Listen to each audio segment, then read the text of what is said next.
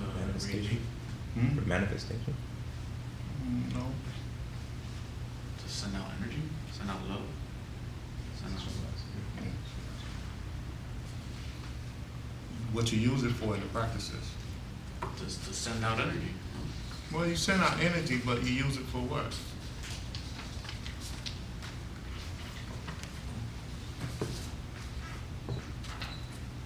You don't remember? To give meaning, to give intention to. Yeah, but when we was doing the healing classes and the prayer classes and the pranayama classes, I told you what to use the heart center for, and that's why you can concentrate on it. It's a pass-through point. Remember that? Not really.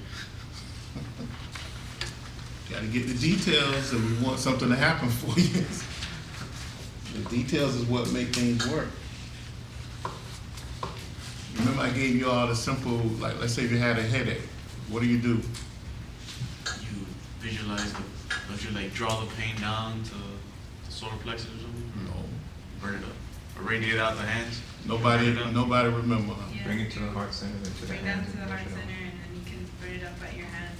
And then you take it to the hands Take it to the hands. and dust it off, right? Mhm. And when you do that, you can actually feel the hands do what? They heat up. Huh? They heat up. They heat up and begin to pulsate, right? Yeah. You know, because the heart center is the pass-through, you know. So that's one of the keys to performing so-called magic, okay? Or practices. Huh? Pass through for what? From the higher to the lower center? Yeah, to the higher, to the lower centers, or just transferring energy or modifying energy. You know, that's one reason why they say it gives meaning, right? You could transfer your specifications to the heart center, all right? That helps you to understand it? Something like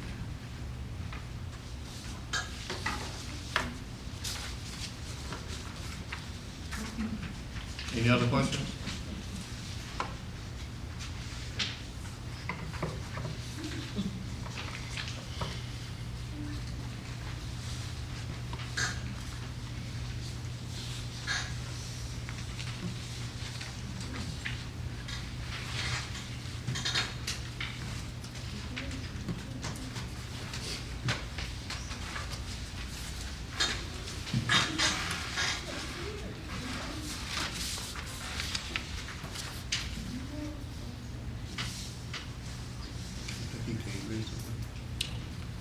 Patrick, how many pages you have? Oh, it was 3 pages. You getting your papers?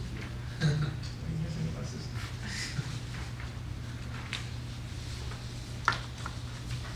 So no other questions?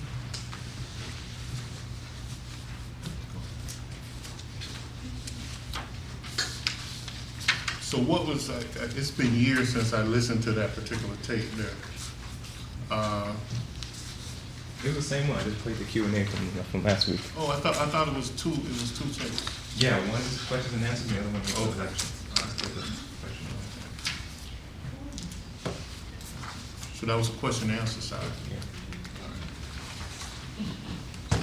So everybody understood it then? There were no questions? Nobody understood it? Did he speak over any, did he go over your head a little bit? There was things that he mentioned something, then when they asked a question about it, he said he wouldn't go into it. Like what? Tomo, the Tibetan breathing technique. Mm-hmm. Do you go into that? No, but I'll tell you what it is.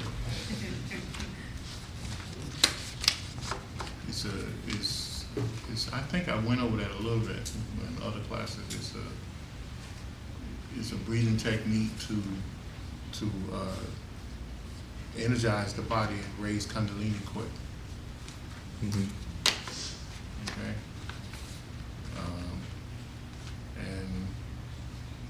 And You know how when you inhale, exhale, inhale, exhale, inhale, The exhale. bellows breathing. Yeah, but the way they revert it, where you exhale out and then hold your breath. Mm-hmm. Now the normal way is exhale in, right? Mm-hmm. And hold your breath. Where you exhale out and hold your breath. What does that do? Anybody remember from the classes from a couple years ago? Doesn't it like, it's like a shock to Kundalini to wake up because you need it. Yeah, it's just, what it does, it potentize the Kundalini in the body. The Kundalini that's flowing already in the body to sustain the body, in other words. So they get used to doing that to the point where they could trigger the Kundalini. And since I said that, you cannot release that tape. Anyone online? Huh? Hmm? Anyone online? 3 people. Okay, you can't release the tape since I said that. But that's a way to stimulate Kundalini. Don't try that without proper guidance, because you can hurt yourself. I said when you raise Kundalini to a certain center, you can step out of the body and kind of watch the body walking around in a, he said, cataleptic trance. Mm-hmm. But what does that mean? How does the body look like when you're? I mean, the same way when you, the only difference is what he's talking about. You enter a super conscious state of mind. Mm-hmm. So you can observe the body from that level of mind as when, if you observe the body right now, what can you see? Because you're in a low conscious state of mind, right? Mm-hmm. So you're just going to see the body, right? But you're at a super conscious state of mind, then you see much more. You can see all the different layers of an aura. You can see and understand the flow of energy, all the different levels of energy. You get a whole different state of information because you're in that super state of consciousness. Mm-hmm. Okay? So that's the difference. So someone on a higher realm is looking down at us right now. Mm-hmm. To them, we look like we're walking around some type of blind trance state. Yeah. Because we're using our basic consciousness. A lot of us are, not all of us, but a lot of us are walking around in this basic state of consciousness because there's so much going on around you that you're totally unaware of. But when you raise your consciousness to a different level, then you become aware of all the different things. And then when you can kill out all the impurities, you can allow this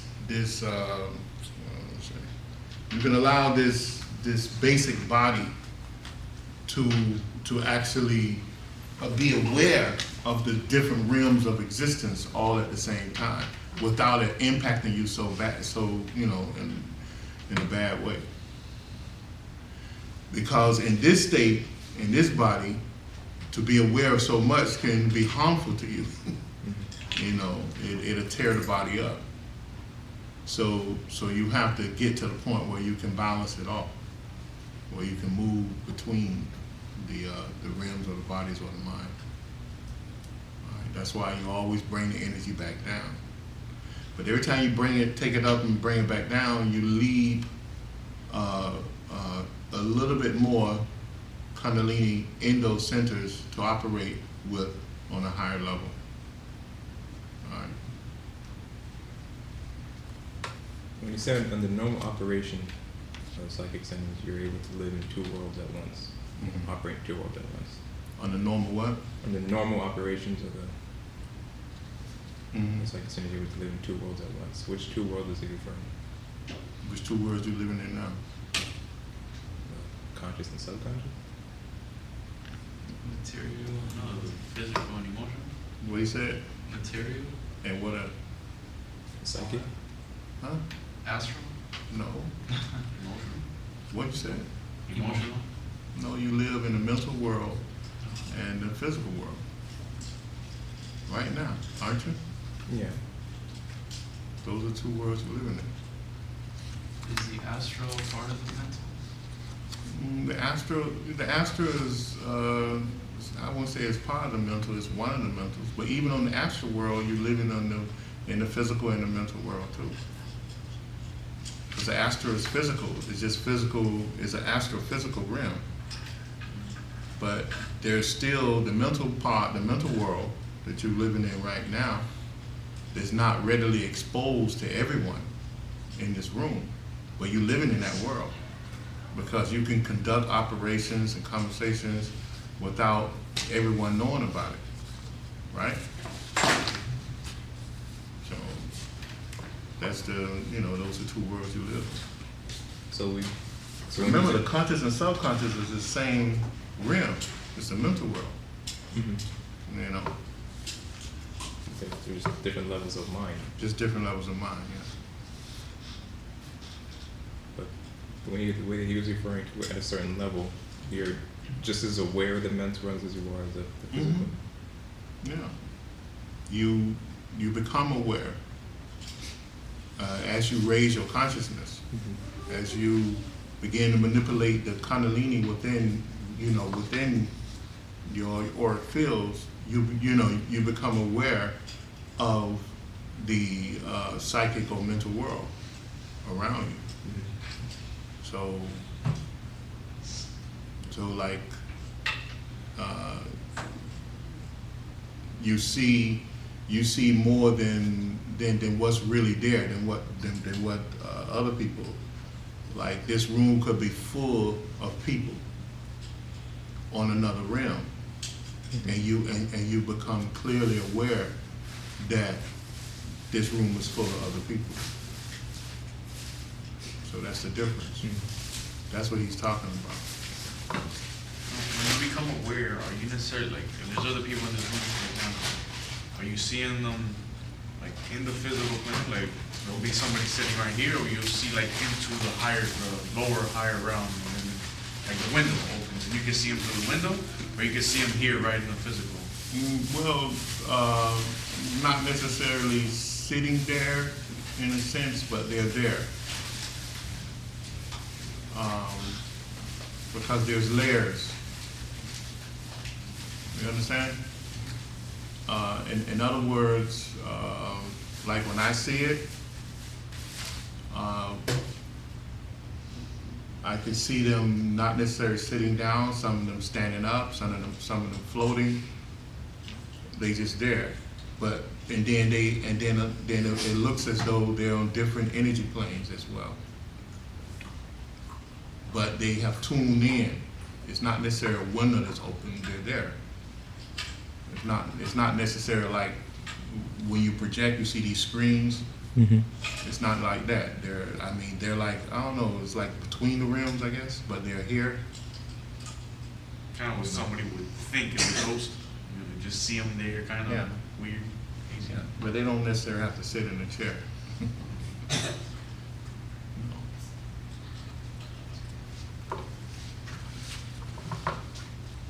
Anything else? He did mention that there's certain tantric rituals that allow you to apply pressure to psychic centers. Mm-hmm. That's as far as he went into it. What was he referring to? Some of the stuff that we've been doing. I'm not going to go into tantric rituals because if you don't have the proper guidance, it's dangerous. But the pranayama is part of some tantric rituals. Mm-hmm. Forms of prayer is part of tantric rituals.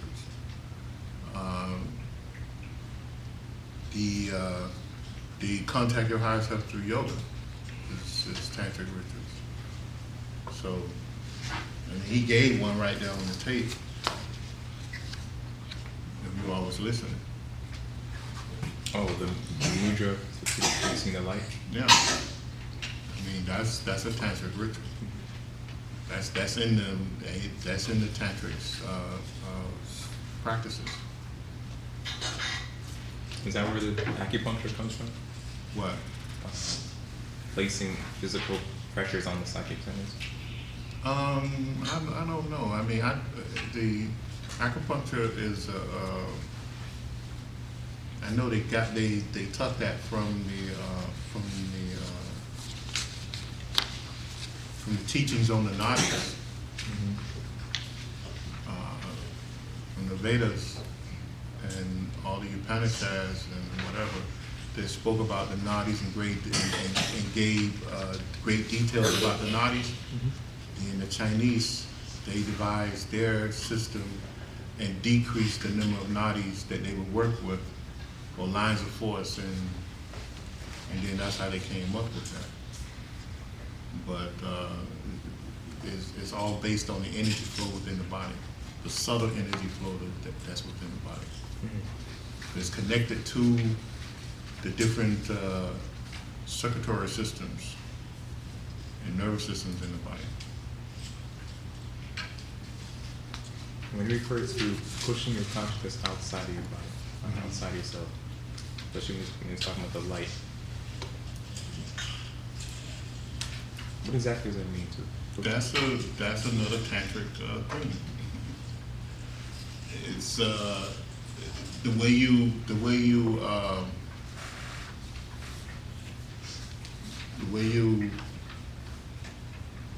wake up or activate a chakra is the key. The key to actually doing it is actually being able to let me show you.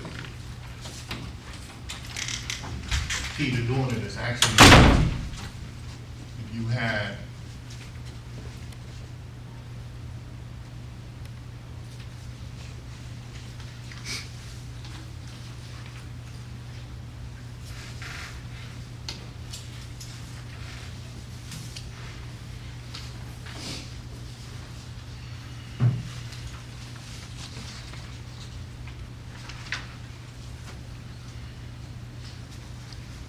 the key is that you use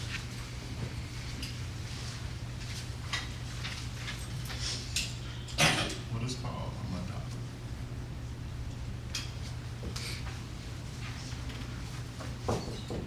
and it's, I forget the exact Sanskrit name for it when you use the mandala like this, but what you do, you create that symbol on the outside of the, and the main mandala for here is a triangle, right?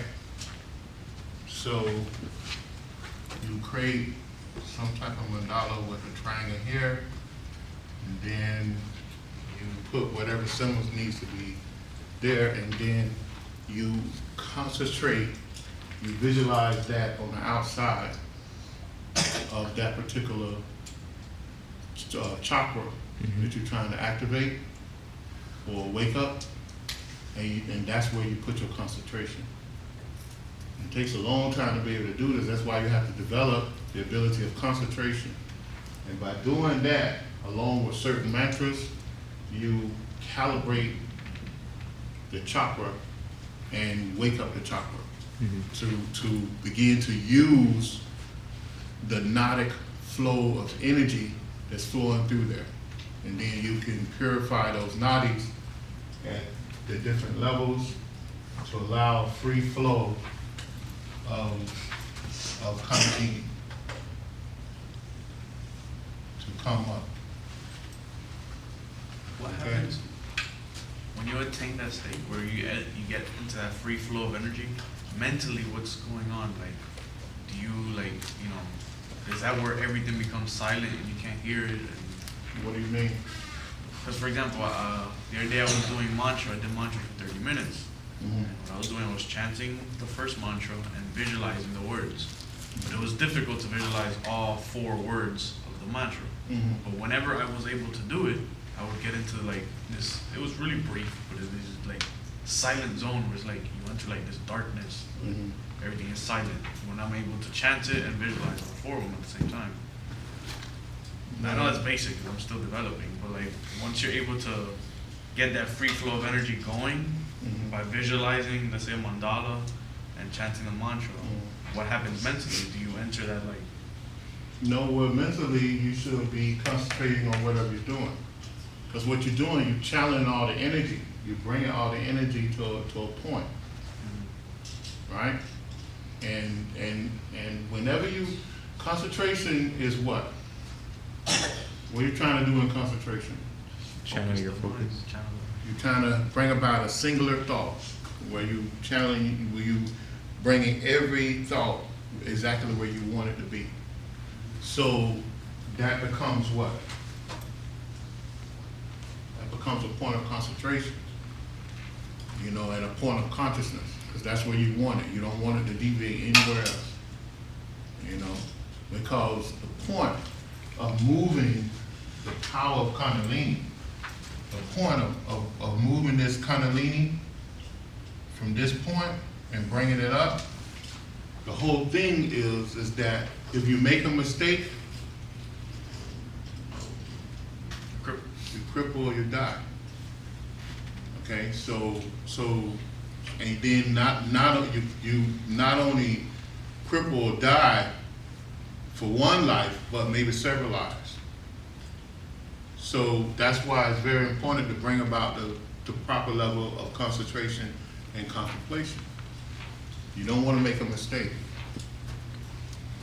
So if you're concentrating on something, that's what you want to be. You want to be able to train your mind to have that singular thought. Because once you take that energy and move it up, you can't drop it. You gotta complete the task. You know, so you gotta rise it and bring it back down. So you have to have that ability to do that. So you shouldn't zone out or whatever, but you should be able to just be right there, doing exactly what you want the mind to do and nothing else. In other words, the soul is taming the mind to work on its behalf. Okay? It's not the mind telling you what to do. It's not the desires in the body telling you what to do. You know, it's not the emotional part of you telling you what to do. You have to tame all of that and bring it under your control, under the management of the soul, so that the soul can properly work through all those layers of you. And that's what you want to do. All right?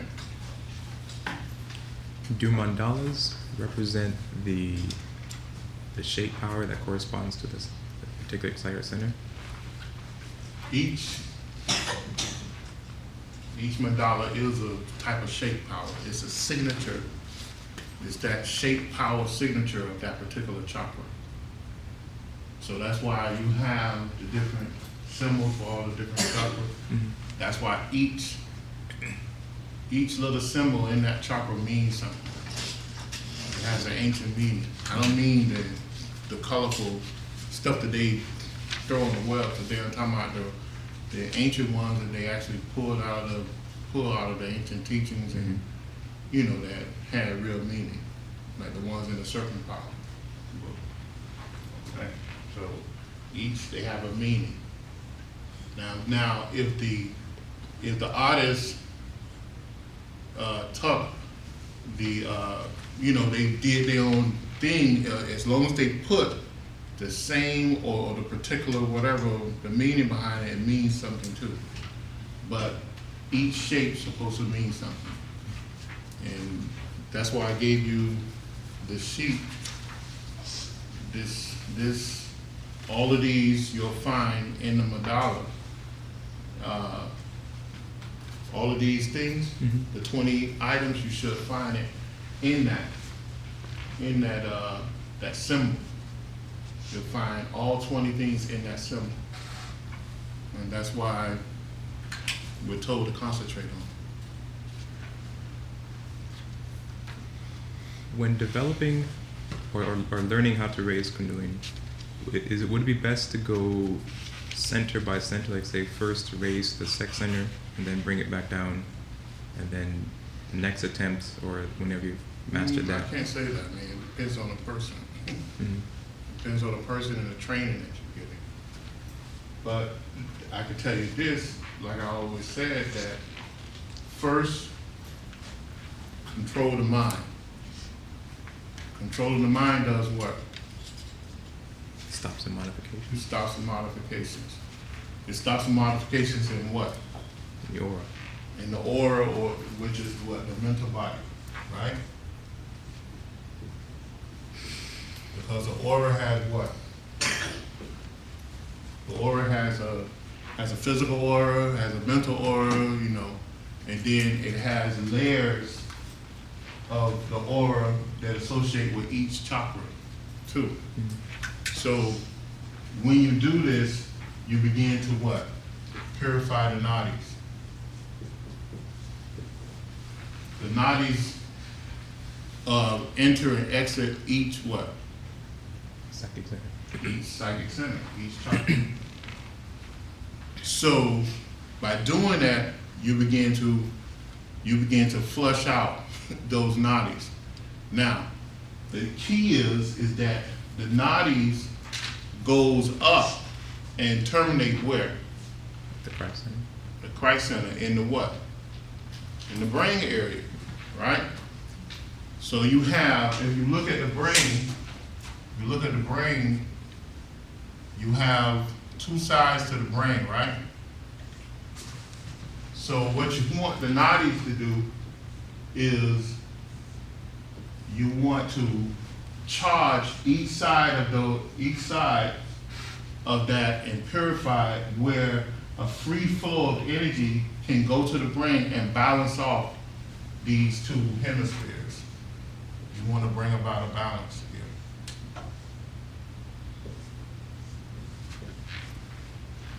Now, when you do that, then you bring about a clear passageway for the Kundalini.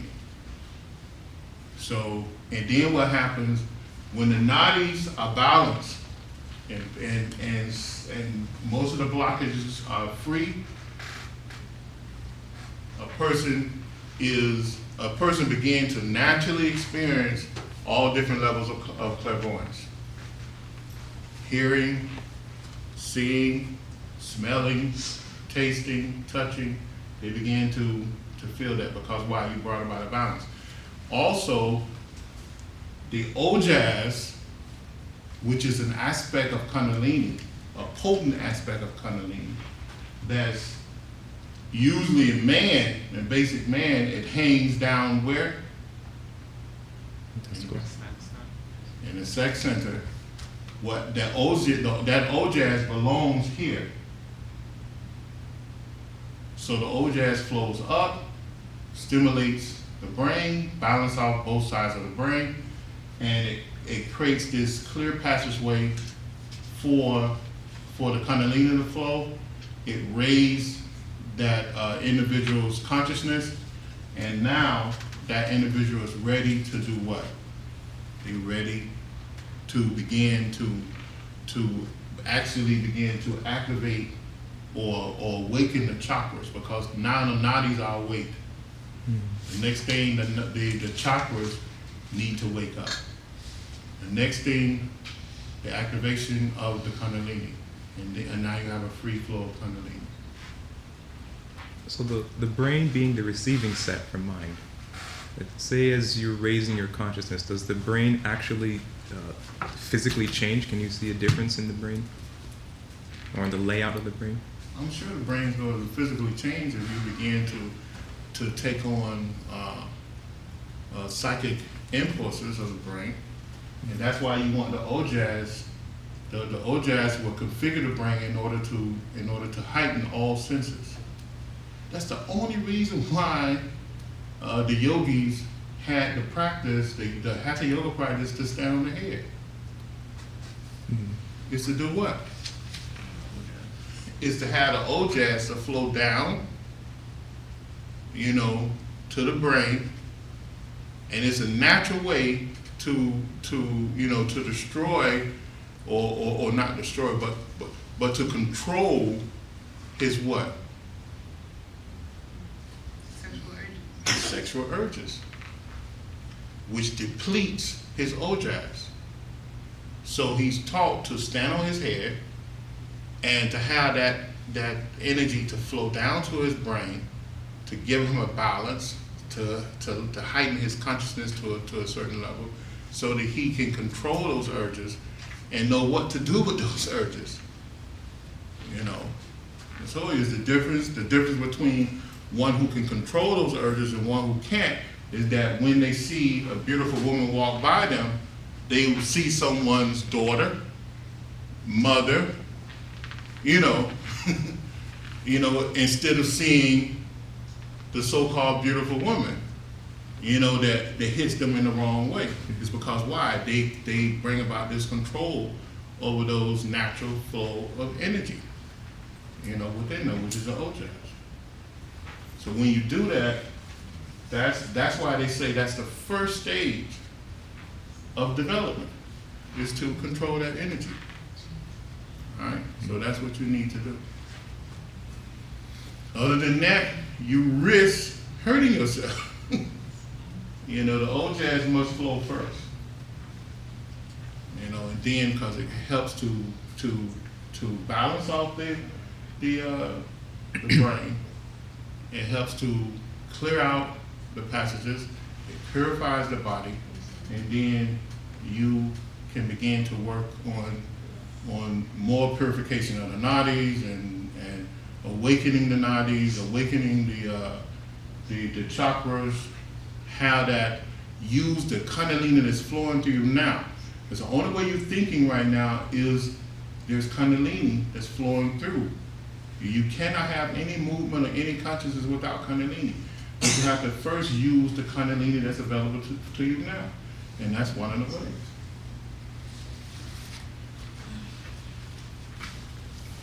So most yoga practices that we have is about doing that. And if you examine most yoga practices, you'll notice that that's what it's for.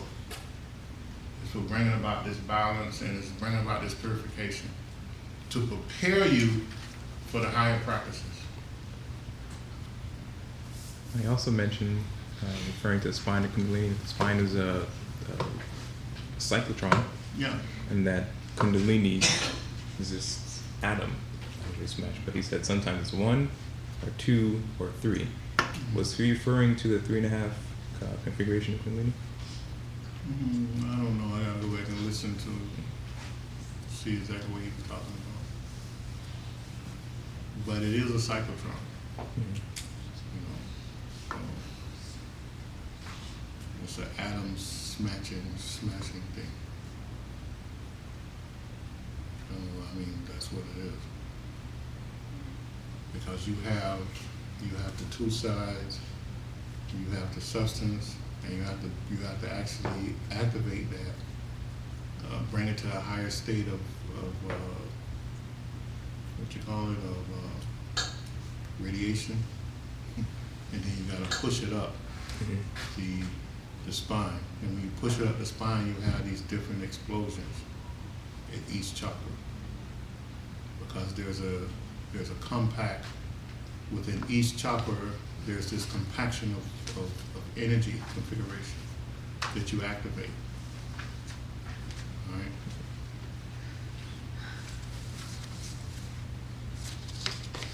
Yeah.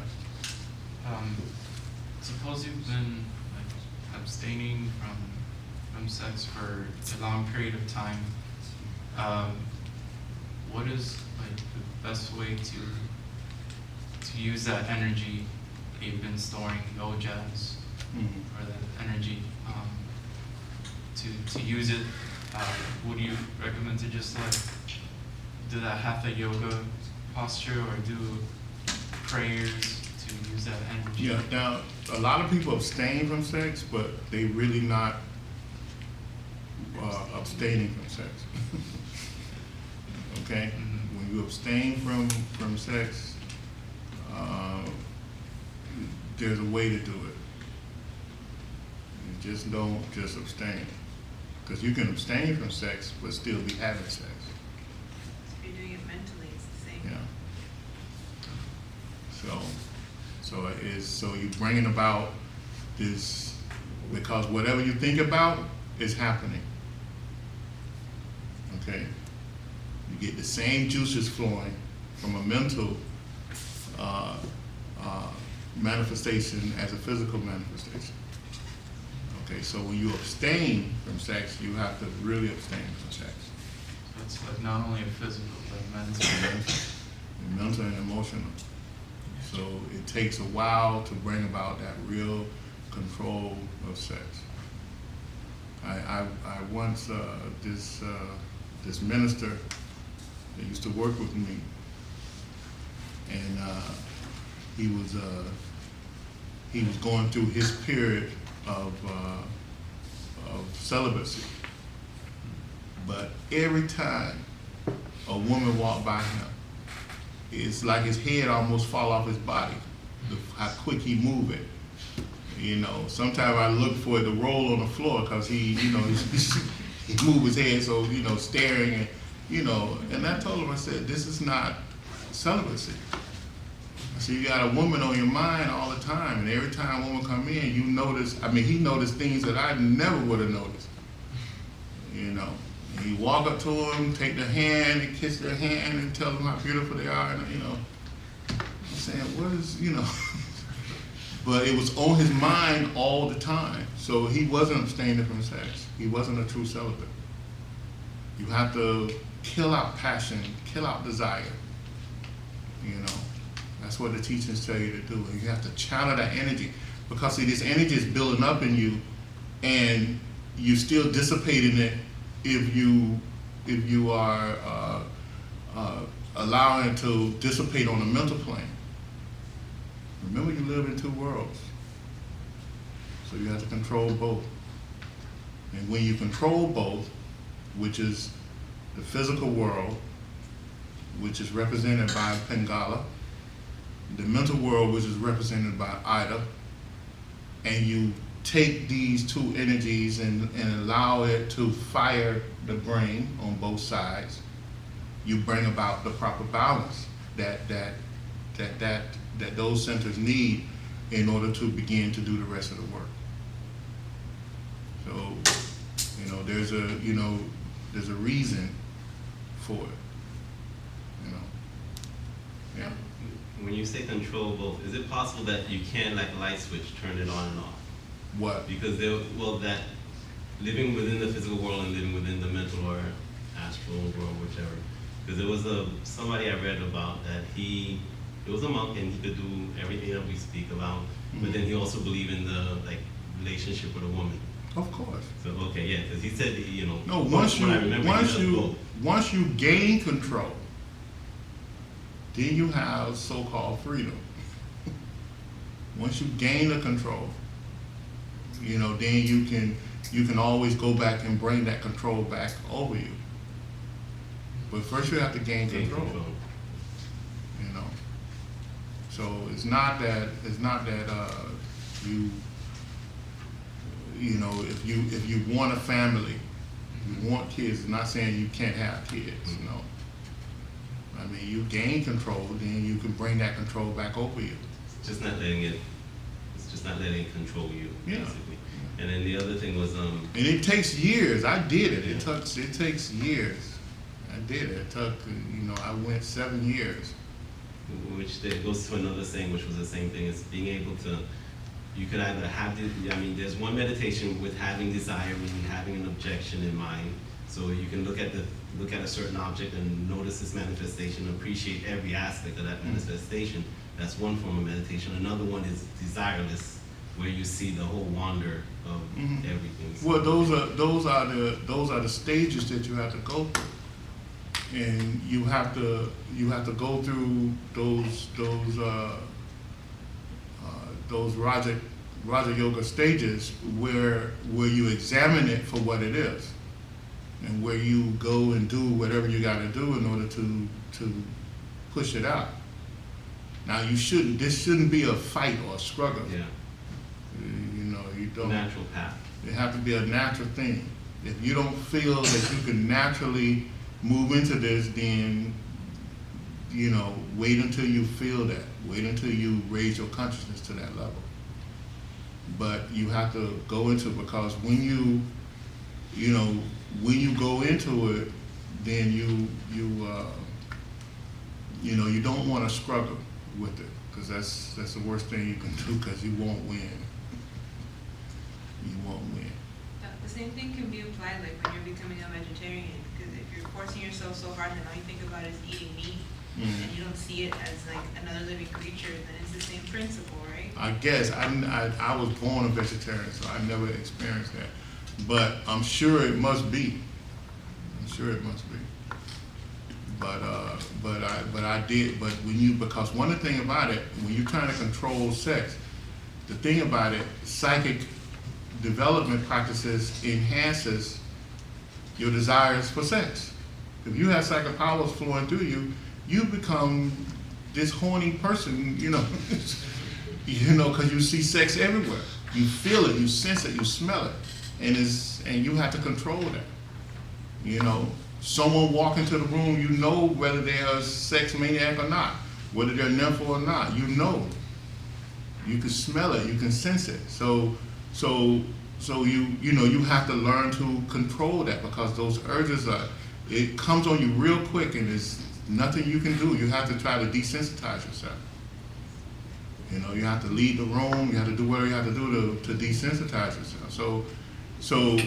So those things is not easy. So if you're not ready for it, I wouldn't tell you to go and try to do it. That's a decision you have to make on your own. Okay. But that is the first step. That is the first step. You do deep breathing practices. You do these mantra and prayer and whatever. You're going to enhance yourself psychically. You may not even know it, but one of the first stages that you'll notice is that you crave sex. That's one of the side effects of this. Does that happen because the first chakras are the Yeah. lower ones? Yeah. You gain your clairvoyance when you open the sex center, when you begin to activate the sex center. So you charge the prana through the body, it goes through the nadis, and the seat of consciousness is where? At the sex center. So you activating that sex center. That's the seat of consciousness. So you have these tremendous urges that come over you. You won't fully activate the sex center until you gain control of it, Well, what do you mean fully activate? No, I'm Right. saying you partially activate. I'm not talking about to fully activate the sex center. You have to raise Kundalini consciously in its full aspect. But you wake it up. You know, you begin to wake up the Kundalini that's already there. And when you do, that's what happens. Because why? You have these negative deposits of samskaras from lifetimes of misusing this power, of misusing the energy that radiates from that chakra. So that's the great urge that you're fighting. You're fighting eons of samskaras that you placed there. So, that's why we're told to kill out desire, control this passion, so it takes time. So but you have to let it come about in a natural way, and slowly train the mind and train the body, train all the desires to have this control. And then once you gain the control, you're all right. Is it easier to? It's still a struggle though, it's still a struggle though. That's not saying that you don't have those feelings anymore once you have this control. Because you have the same feelings everybody, in fact you have more, because you can sense more. But you also have the counterbalance control to, you know, to deal with those feelings. What'd you say? Is it easier to control those desires when you're older? No, not necessarily. What you mean by that? No. I mean, no, not necessarily. You activate those centers, you just, it's just, no. No, I think it gets harder as you get older, to be honest with you. Because you sense more. You see more. So, I mean, the more you activate those centers, the more it's going to, the more that's going to happen. Really? Yeah. Doesn't libido naturally drop off the older you get? Not necessarily. No, I Not mean, mentally. it's still there. Mentally, I mean, you know, Depends on your your body, physical health, too. you know, your body might not be able to sustain itself as long, but still, the mental part of it's still there. And the strategy becomes different. Remember the movie, what's the name of that movie, Colors? You don't remember that movie? Go watch that movie. What's that guy name that played on that? Anybody know? Colors? Penn, Yeah. Sean Penn? Sean Penn and who else? Robert Duvall? Oh, yeah. Robert Duvall. Yeah. There's a little scene in there where Robert Duvall tells them about the cows on the hill or something. Remember that?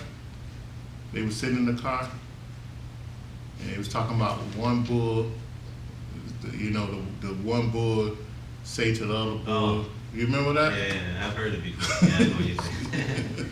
So, yeah, he says run down there and the other one and get one, and then he says let's walk down there and get them all. Get them all, Yeah. right. So the strategy has changed.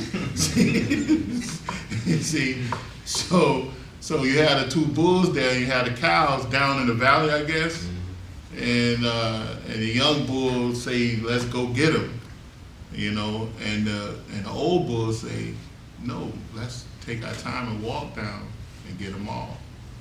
See, so the strategy becomes different, but then, you know, because why? They got to reserve the energy, but it's still, the desire is still there, and it's probably stronger.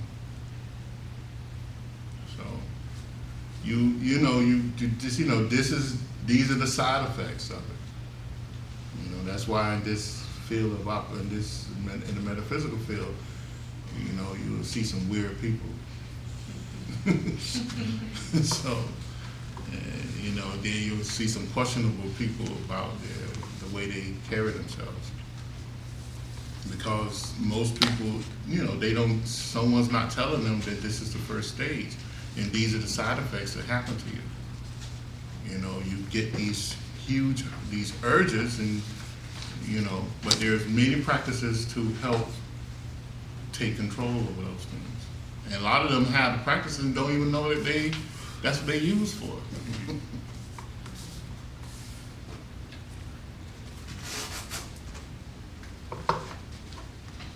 I have a question going back to when you're doing mantra and what you should be focusing on. I understand that you should be focusing, taking over control of the energy, but what, I don't know how to make the question.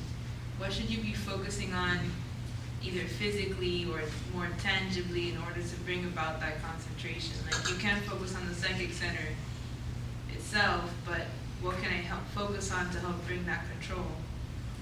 The mantra. Just focus on the sound of the mantra? Or you can, what I have had I know what some people do, and I have people do it. You can take the mantra, print it up on a paper, maybe a white paper, black, or whatever color you want to do it. But make sure the letters stand out. And as you chant the mantra, you paste it on the wall and you stare right at that. You know, and that can help you concentrate. That can help you get to the level of concentration where you want to get to. But that's the only thing you want to enter your mind is that. And then after a while, you won't need that anymore. Yeah. It's funny because a friend of mine did. She gave me a mantra. It's written in Chinese though, and she says, you paste it on whatever glass that you use to drink water, and you pour the water and you leave it there. And I can't remember whether it's pasted in or out, but basically it's supposed to, I guess, help the water since you in. Yeah, exactly. So is that basically what you're saying? Is it the same thing? No, not really. I mean, not really. That's a whole different thing. That's a way to bless the water. What you talk. What I'm saying, and I can't remember the exact Sanskrit terminology for it right now, but it's a practice that you do in concentration, where you want to bring about that singular thought, and you don't want other thoughts to enter. So you preoccupy the mind. You already chanting a mantra, right? So you want to preoccupy the background of the mind with something else in order to keep your focus. So you preoccupy it with the same thing that you're doing. And by placing the mantra there, you're visually picking up that mantra on a visual level, and you're also picking it up with your ears because you're speaking it. So your whole consciousness become engulfed in that mantra. And then that's when you'll see the power of the mantra. And the power of the mantra is guaranteed. It's absolutely guaranteed. So you'll be able to see and move and feel that mantra, the energy, because what the mantra does, it begins to calibrate the chakras, and the aura begins to spin, and the energy, the latent energy within the body begins to become available for you to use, because one of the greatest aspects of mantra of Kundalini is sound. Kundalini is manifested through sound, and that's like the life-giving force of the body. So when you calibrate, in fact, all the symbols of the chakras are demonstrated with sound vibrations, different sound vibrations. That's why the petals are what? Letters in the chakra symbol. You notice the petals are seed mantras. The seed mantras. The deity of each chakra is denoted as a seed mantra, or what they call a BJ. So that's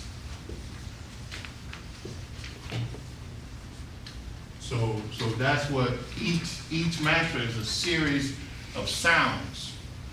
Each chakra is a combination of different sounds. That's what gives us the power. Where does that sound come from? Sound comes from Kundalini, from the dormant state of Kundalini. When the Shakti power is pushed through Shushumna for the first time, and it rolls into this 3.5 knot and create this thing called Kundalini, the Kundalini begins to sing a song, in other words. And it sings this, and when it sings a song, it splits up the Shakti power into Ida, Pingala, right? And then that Ida and Pingala goes through and go into the chakras and create the letters, the 50 letters. The 50 letters of Sanskrit. That's how the 50 letters of Sanskrit are created. And each chakra has a particular sound, a configuration. And that sound is a seed of consciousness. So when you chant a mantra, you activate that chakra to the point where you calibrate it, and if you can emerge into that mantra, you'll release that energy, and then you can use that energy. Okay? Would you hear music when you're raising your kundalini? Do you hear music? You hear like You sound? hear all type of stuff. You hear and see. It's an active state. You hear, see, taste, feel things from blocks away, miles away. So. Now, I gave these here so that, I know Dr. King really didn't go into that. I think mainly because of the audience that he was speaking to, so we don't really go into the great details of it. But here, like last week, I gave you the full impact. All of these are different levels of energies. This, all right? Everybody got this, right? You got it. All of those are different levels of energy. You need your tape. Huh? Have another one? One more or two more? So I left a few copies in. Yeah. We can export it. I only got two more. It's the same. It's the same.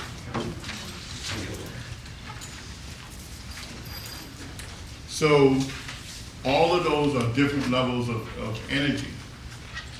And it just shows you the impact that each chakra have on its environment, you know, contained within it.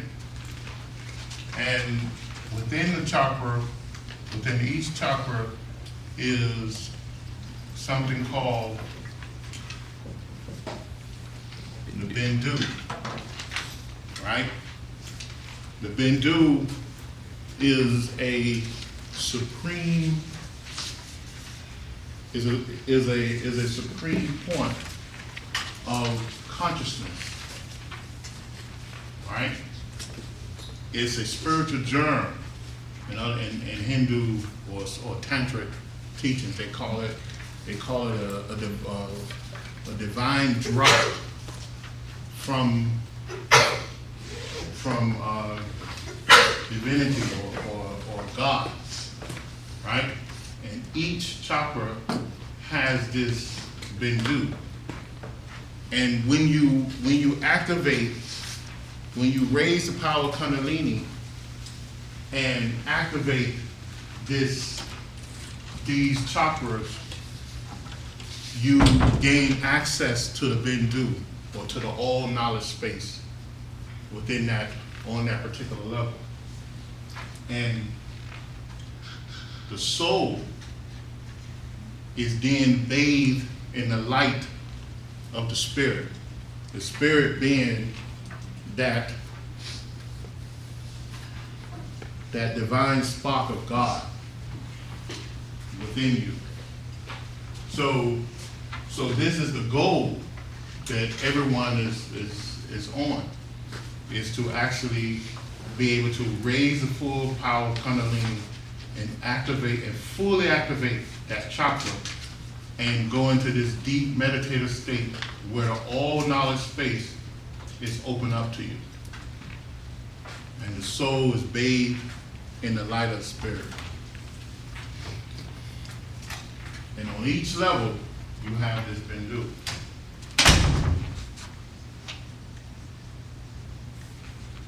Some people call it a point of consciousness, a spiritual germ, a drop from divinity or absolute, but that's what a chakra is.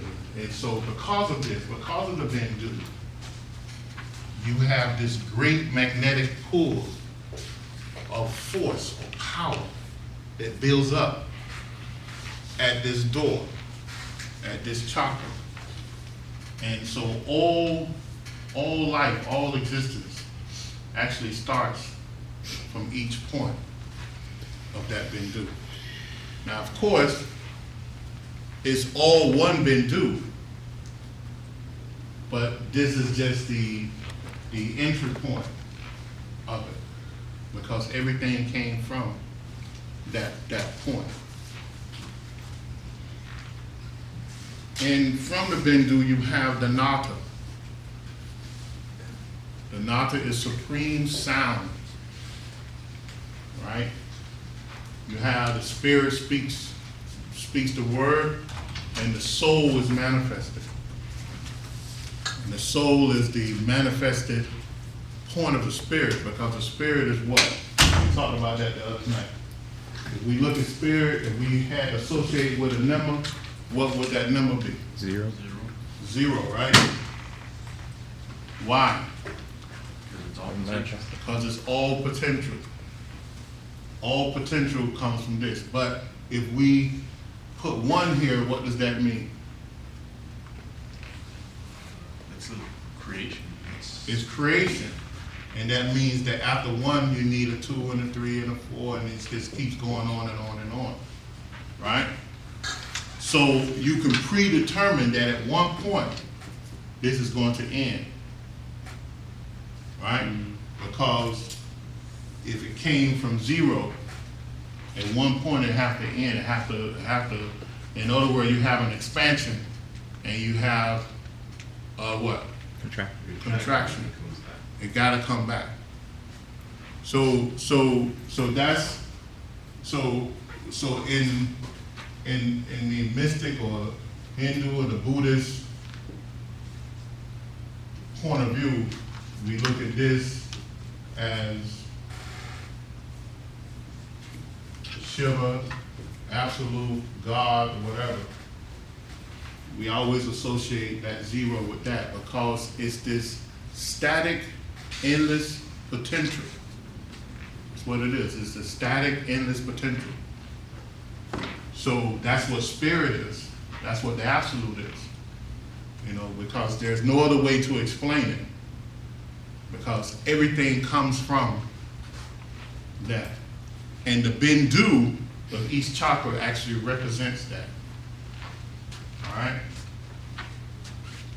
So you have this sound vibration, and then, in fact, in all the Bibles, where you're in the Torah, the biblical Christian Bible, or the Hindu Bible, or the Buddhist, you always had this sound in the beginning. God spoke the word, right? And then from that came everything. Well, Nata is that word. In the Hindu text, I think in the Buddhist too, they say the first word of Nata is called Vak. So you had this, so what happens after that, you have this endless flow of sound vibration. And this sound vibration activates this thing from Shiva, or the absolute, called Shakti. In fact, Shakti, Nata is a form of Shakti. Because Nata is actually Shakti Nata, or Nata Shakti. That's what it is. But you have this endless flow of Nata, which begins to push this Shakti power out. It gives it motion, and it pushes it out, and it's forever moving and forever creating and producing and whatever. So within the chakra, you have the Nata, and then you have all the different levels of the Nata, which is what? Which is the chakra, the main chakra, BJ, which is the mantra, which is the main mantra within the chakra.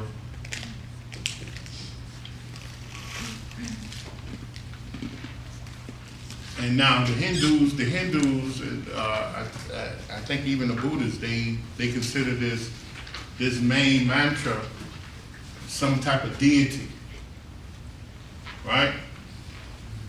And they call it the residing deity. Well, because it's a force or power. But this is nothing, in my opinion, but you. just another aspect of you. It's a higher aspect of you. Okay? And then you have the chakra petals.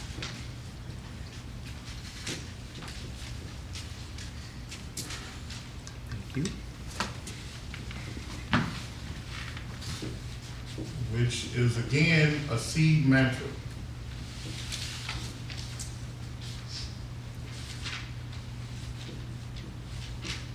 Now you notice this nata is both of these are aspects of nata, of sound. So the whole chakra is built on a series of sound vibrations. All right? Then you have the Tantric rays.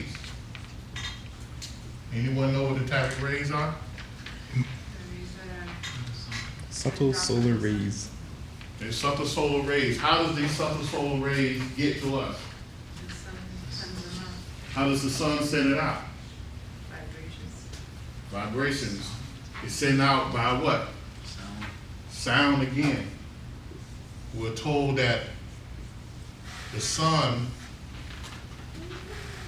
speaks the word, the AUM, every 32 minutes, right? Why 32? And that every 32 minutes, what happens?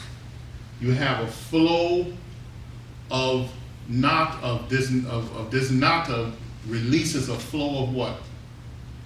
Of Tantric rays, Mahabhutas, and Pranas, right? And it releases this huge wave of energy, and is collected by the light streams of the solar system.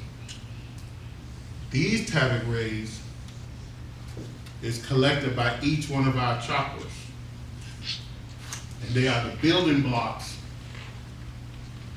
of this physical and subtle worlds that we live in. Okay?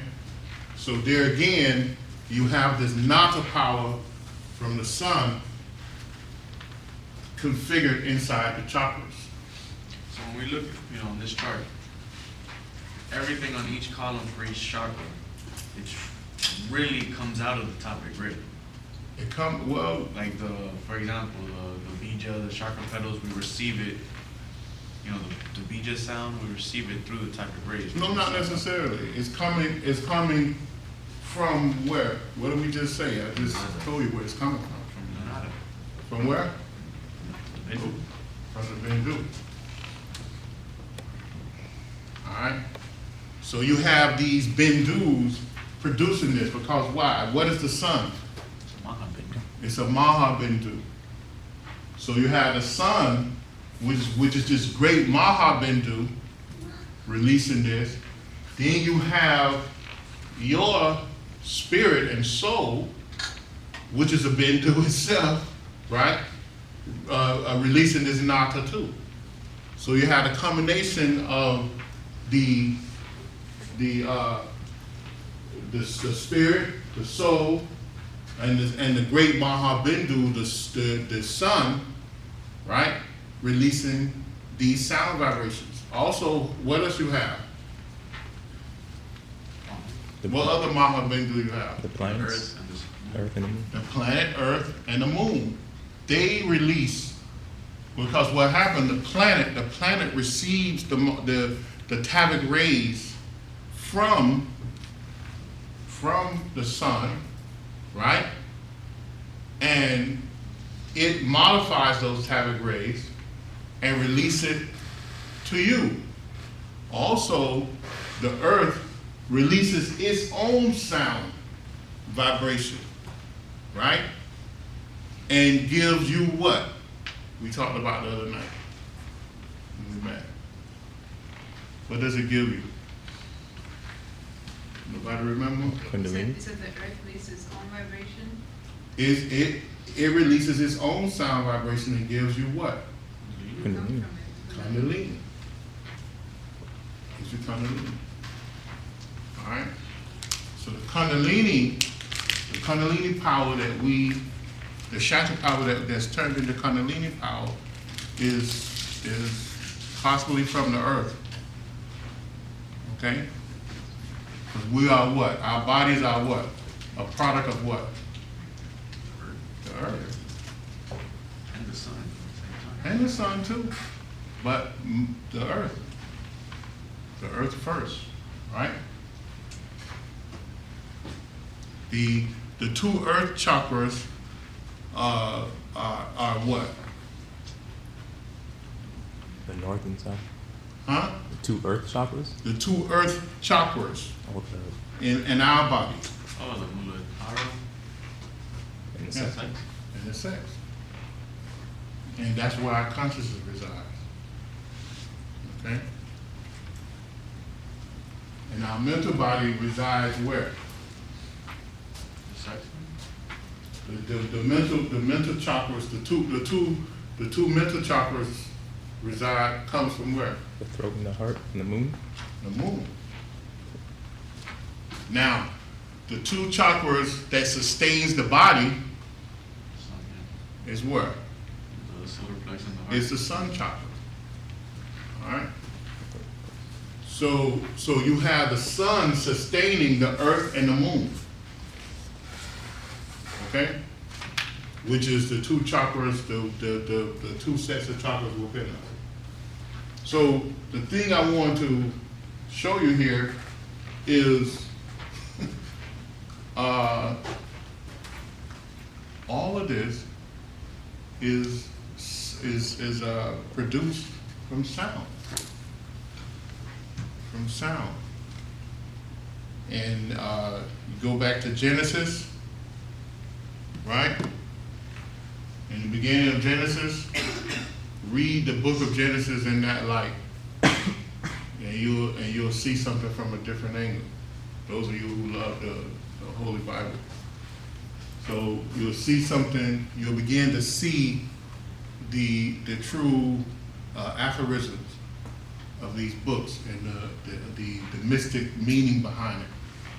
And you go back to the Buddhist book when they talk about Vak, and you'll see all the symbolism, the deities.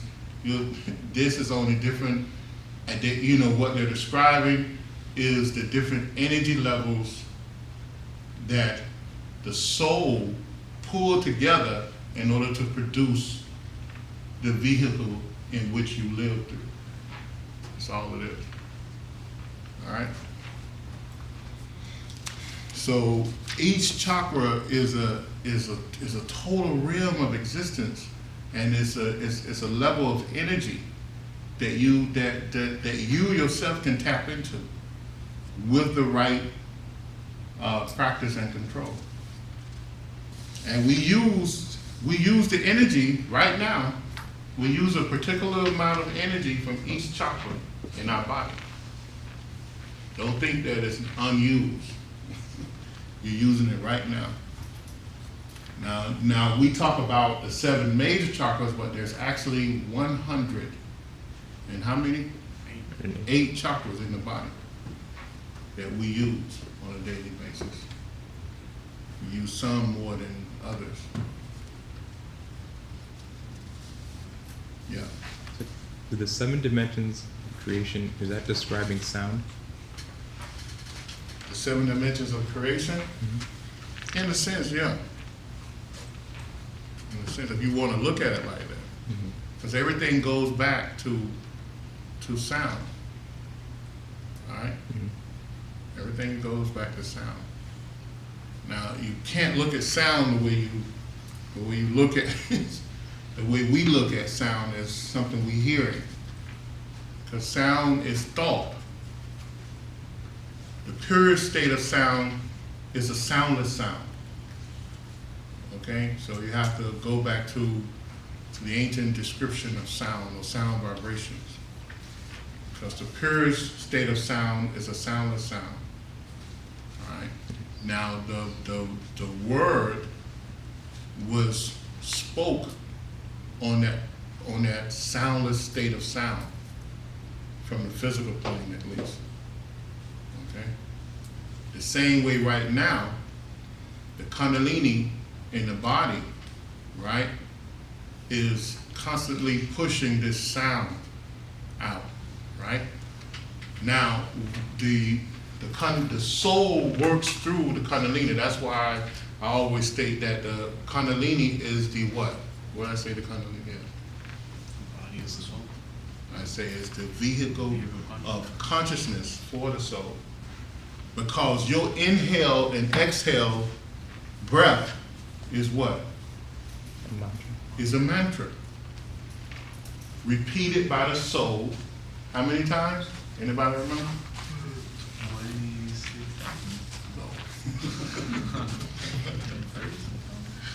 21,600 times a day.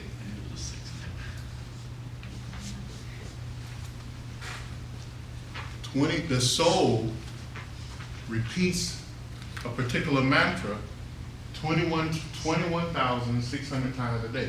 Now, if you go back to medical science will tell you that you do what? Breathe. You breathe an average of 21,000 times a day. Now, in the ancient teachings, thousands of years ago, they told us that that in order for the soul to keep its intelligence locked in this physical base body, it repeats a mantra 21,600 times a day.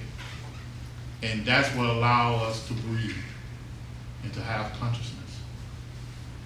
You know, so you can eat, you can stop eating and last maybe 3 weeks, right?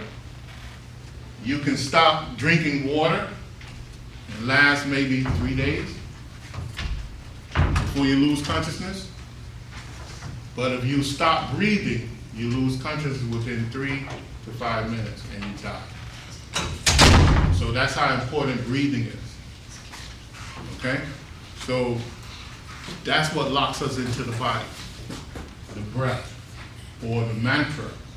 Because when you get deep into your pranayama practices and your mantra practices, you'll begin to hear this mantra repeated from the breath, and you'll know that you are beginning to hear your soul speak. Okay? So I put something here on the, we don't have time, we run out of time, but I put something here on the Bindu, and I put something here on the different activities, and then I put something here about the soul. You can read it yourself.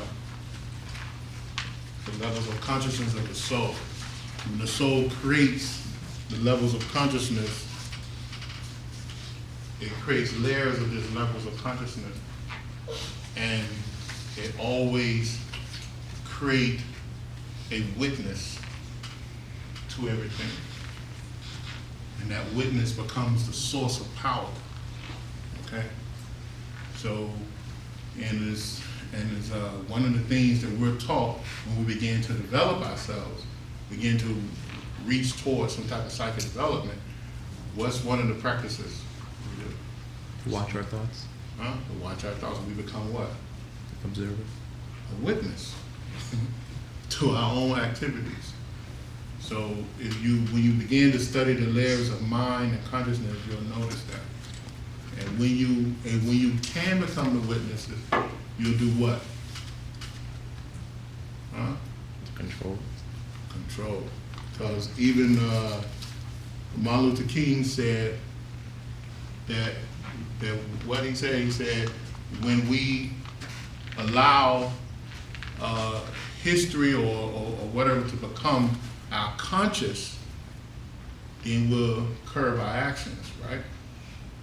You know, and his whole thing was, well, his whole nonviolence thing, which he actually got from Mahatma Gandhi, was to make the laws that man had with the whole Jim Crow and racist apartheid type laws become the consciousness of America. Because once they became a witness to it, then what happened? They changed their actions. So when you become a witness to your own actions, you begin to curb and change and predetermine your next action, which does what? Raise your consciousness. So that's where you want to go.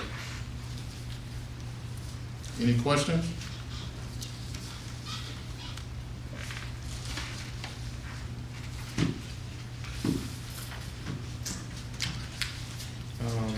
Lucinda asked if, before you close out, if you could repeat the headache relief practice. The headache practice? Yeah. When you have a headache, if you don't want to take a pill, one way to do it is to concentrate, concentrate on moving, create this imagination visualization practice where you move the headache from the head, bring it to the heart center, and then bring it out through the palms to your hands, and then take it off. Throw it off. All right? Simple. And believe me, it works. Do you need to do a practice of the presence before that? Not necessarily. You can do the practice of the presence afterwards, or if you want to do it before, you can too. But you can actually move pain out of the body like that. Okay? Not just the headache, any part of the body? Probably any part of the body. Now, I know a headache works quick for that. Now, if you have like a sore muscle or something, I would radiate energy to it. I would use in the YouTube Can Heal book, they have a practice where you can apply prana to that spot. A simple headache is usually like pressure or negative pressure that built up somewhere. But you gotta burn that up when you let it go. Yeah, you can burn it up. You burn it, well, that's the process. You burn it up once you let it go. Okay, everybody know how to burn it up. So I don't need to tell you. Who don't know how to burn it up? How is it again? Huh? What was it again? To burn up? You wherever you flick off the energy, you locate that spot, and then you bring a white light through you, or a violet colored light, and you push it out of your hands, and you transmute that particular negative energy you just shut off yourself. All right? And then after that, you close out your hands to make sure that you stop the energy from flowing through you, so you don't deplete yourself. A friend of mine that's watching online, a friend of mine that's watching online, she asked, is there a reason, she said that she was, let me see,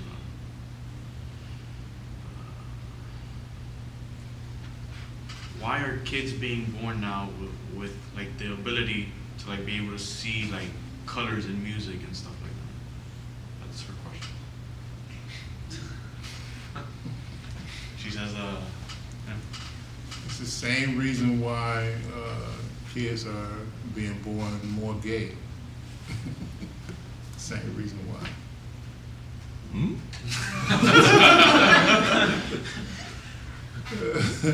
Don't you notice there's a lot of people being born gay? Yeah.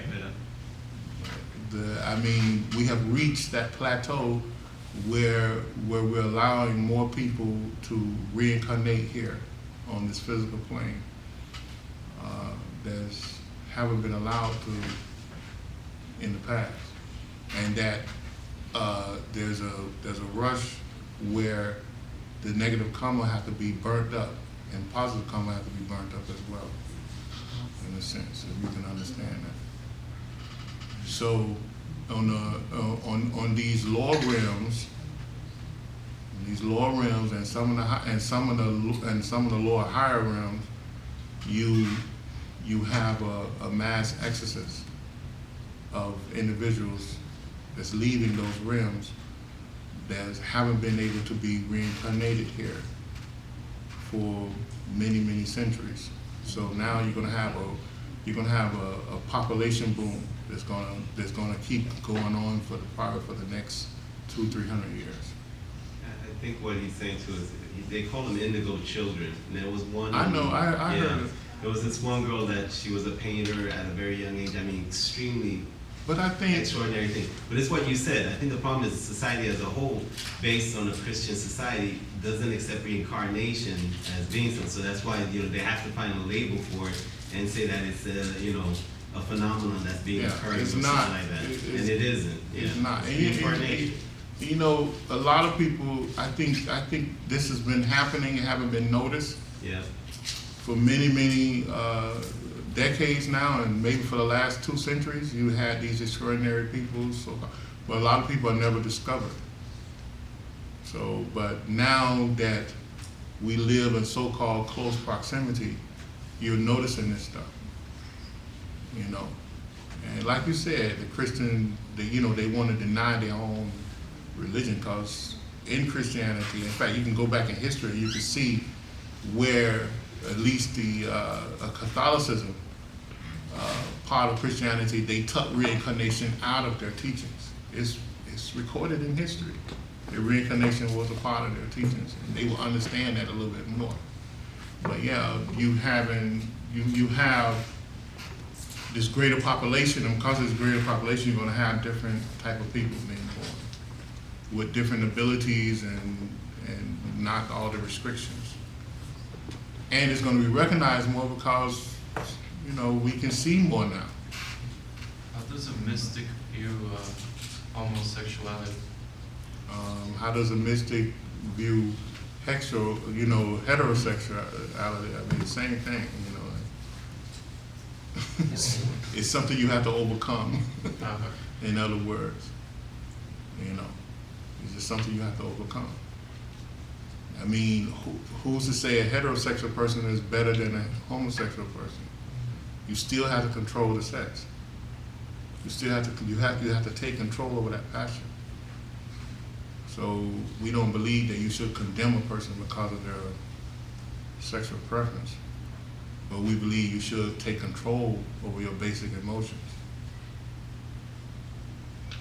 All right.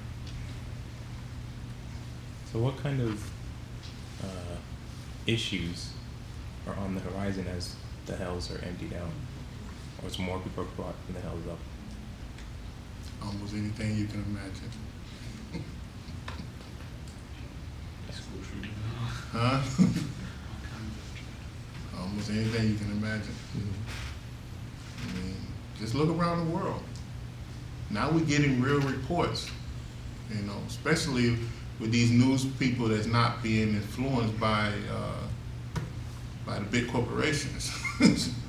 Those channels is not being influenced. Those independent channels is not being influenced by the big corporations. You can look around the world and see. And because of the social media, you can see. Just like in Syria, they was using this gas, reportedly, right? Mm-hmm. And the major media was not covering it. But if you go to the social media sites, you see where people have film and they describing, and they collected the containers and turned it over to the UN, and the UN never reported it. Not until it builds up to a point where they have no choice but to report it. It's like now everything's like public domain. That's not the problem. It's just like looking at it and taking it in. So it's here. These horrible things are here all around us. Mm-hmm. So why do you think that's happening? Because the hells are opening up. Our family is coming home. What about the opposite end? So what should we expect then from the opposite? From the what? From the higher realms coming down. I mean, it's the same thing. They've been here. We just need to recognize their presence and take heed. That's all. Same thing, we need to recognize the presence of the dog ones that's coming. Try to help them. But it's here. It's not going away. And I think we're at an interesting point in science, because science is actually, which is incredible. They actually saying that, listen, which I don't agree to their terminology, but they actually saying that there's many different dimensions and realms to this earth that we didn't know about. You know, they becoming, because the more and more they begin to define and tap into the electronic magnetic spectrum, they begin to realize that there's many different dimensions. You know, which I don't agree with the word dimension, but I would say realms, because you have a series of dimensions. You know, you can have one dimension different from another dimension. It always have to be in a group, in a sense. You know, so you have layers of 7 dimensions over and over and over and over. But I think as it becomes really, really interesting, the more and more they go into this, and the more and more they go into this cloning thing and the stem cell thing, I think things gonna open up to them, and they're gonna be able to see things that they never seen before. So I think it's gonna get really interesting. Okay, we can close out if there's some more questions.